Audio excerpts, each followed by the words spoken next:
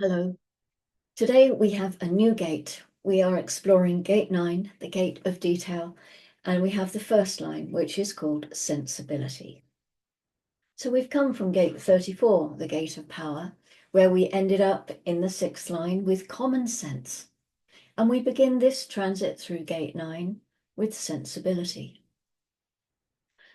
When we look at the abstract process, we see that the 42 has the resources of energy. When we look at the ninth hexagram, which is in logic process, but it has the same position within the body graph, just the mirror side of the body graph here in the logic circuitry, we can see that there is the resource for concentration, which also translates to attention. So the attention is there, but that doesn't mean we know what the span of that attention is or what's going to come out of that attention. And just as the 42 has to go up to the 29 to find its commitment, the 9 has to go to the 5 to find out what its pattern must be. To be focused and concentrated is never enough. This is the beginning of a process. And it's a process that tells us through its lifetime learning a balanced and responsible approach to problem solving. So this is the power to find solutions to problems. Problem solving, Ra said, is not the same as solving problems. They are two different things. And this is the foundation of the ninth gate. In terms of the global cycles, it's something that we're all experiencing right now. It's been in the background frequency since the 1961, I think it was.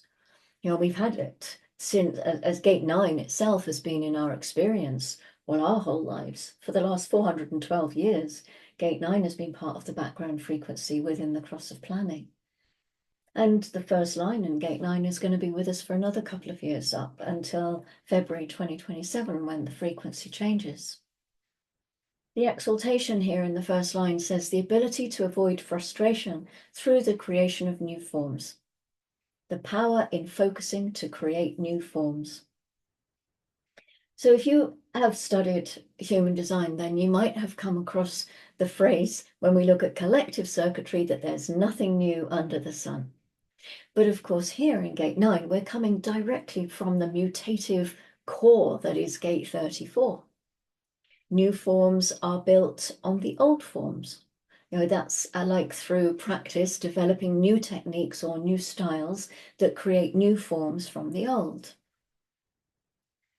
The reality is that the focus here is not simply on the given, which is I have the capacity for attention. What is more important is how do I maintain that capacity for attention? In the detriment, after a hasty and frustrating search, the urge to kick in the door when the key is in your pocket, the power to generate that will lose its focus. This is not recognizing what the pattern is. This is all about simply having this energy for concentration, but not knowing where to concentrate or on what to concentrate. You think that if you concentrate on remembering where the keys are, somehow that will work. And when it doesn't, when you can't go in and find the keys for yourself, you get very frustrated and kick in the door. This is one of the things about the nature of depression in the former energies. We know that at the other end of the channel in the 52, Keeping Still Mountain, that we have depression that's possible in sitting still when there's no energy to focus. Here we have depression as a possibility because there is the ability to focus, but not the ability to sit still. And so unable to sit still, unable to really go through the process and jumping up in its generative power, that causes a frustration by whatever the result happens to be. Ra said that everything comes to the other end of the channel that you don't have. It's one of the guarantees that comes in with this vehicle that we ride around in. When we go through our initial MOT and we get our certificate of inspection, it says that this person is going to end up meeting everybody that has something at the other end of the channel that they don't have. And we always do. And so it's a recognition that whatever is correct is going to come. And it does. It's just that we don't always see it unless we're clear. And we're not clear unless we're living our own nature. So this is really about attention. And we all know from children that, to maintain their attention, we have to kind of fix their patterns somehow. Otherwise, we can't hold their attention. They'll just move from this thing to the next thing because they don't have an extended attention span. Well, not just children, actually, is it?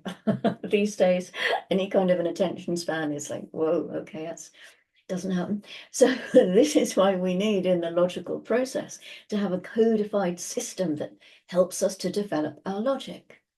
We have to learn the patterns of logic. It's very important for us because if we don't have the pattern, if we don't have the pattern, we can have the energy, but we don't know what to do with it.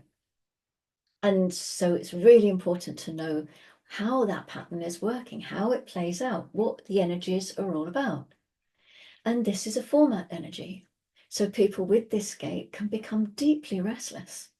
They can focus their attention, but on what? And for how long? And when? And even why? Although that's a mental question, of course. They don't have the answers to those. They need that 52 to anchor them down. I have gate 9. I have it in an open sacral, of course, so it's no 52. And I can focus very deeply on something, but I can lose that focus immediately and it will go.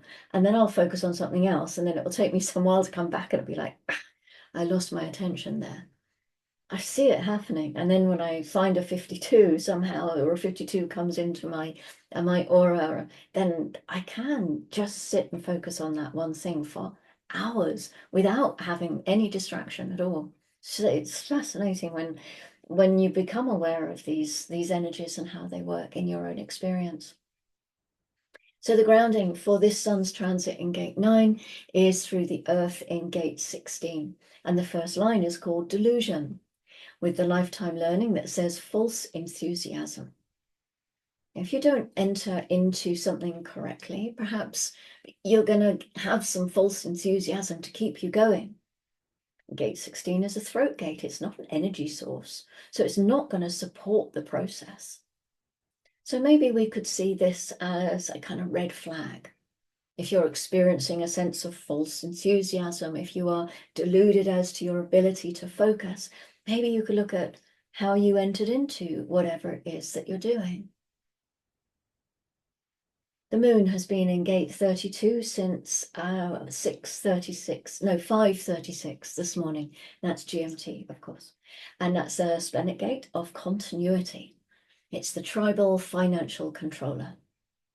Next, it moves into gate 50 at 1700.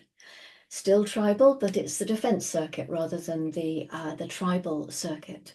Sorry, the ego circuit of tribal. This is the gate of values, and it's the gate of tribal law. It's still splenic, and so it comes with a fear, and this is the fear of responsibility, because this gate truly can take on too much. And finally, we have gate 28. This is the gate of the game player, pushing and pushing against life to find out what is really of value, what makes life worth living, with the associated fear of death before finding that thing. This gate can bring the energy of taking risks just to see how far you can go. It's the gate of the gambler. Or not, of course, because maybe you found what makes life worth living, and so you don't push the envelope anymore. You are actually at peace with whatever you have experienced. Okay, so we're off and running in gate 9, and I look forward to seeing you tomorrow for the second line. And until then, as always, go gently.